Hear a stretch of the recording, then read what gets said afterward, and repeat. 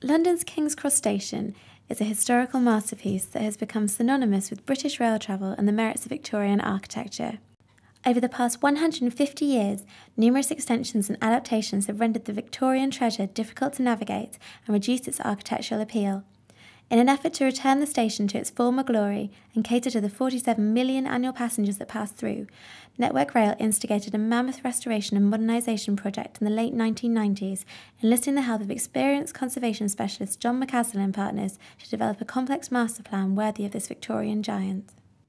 The project began in 1998 effectively as a repair project for the station, and it really developed into something much more transformational. So it became a much bigger project involving not just repairs to the building, but obviously the new concourse, connections to St Pancras, connections to London Underground, and really a much more ambitious project than the original brief, and that's what we've ended up building.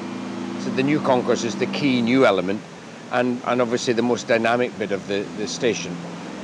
But to me, actually, funnily enough, much as I love the Western Concourse, I also equally like the historic building coming back into use, because for those people who've used King's Cross in the past, they probably remember it as being a kind of rather grubby, dark and gloomy station.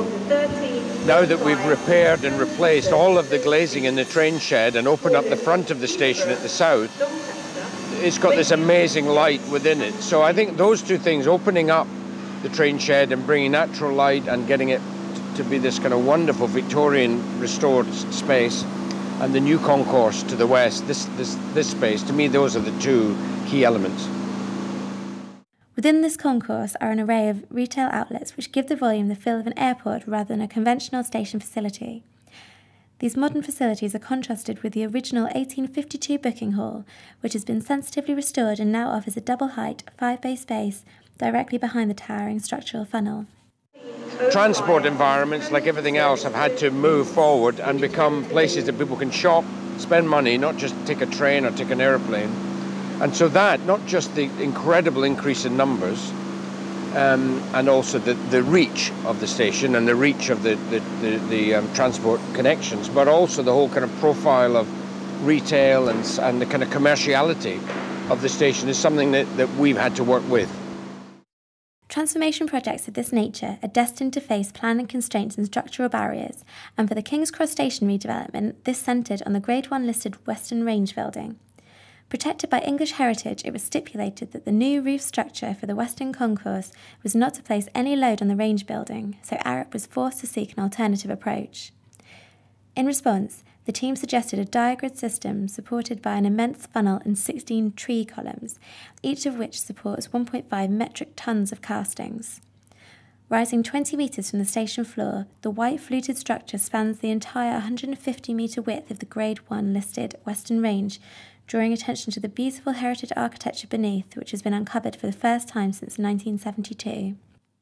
In a way, one of the key elements of this project was to make sure that new and old work together rather than against one another.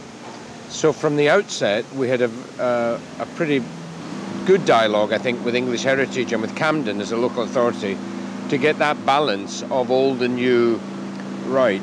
And I think they really appreciated the fact that we were working hard as we could to get the old station restored and repaired, but also that the new elements would sort of relate in an appropriate way to the old. So for instance, the scale of the concourse, this new piece, although it looks, incredible in its scale, it actually sits below the eaves height of the Western Range. And it means that from all external positions, you can still see the historic building.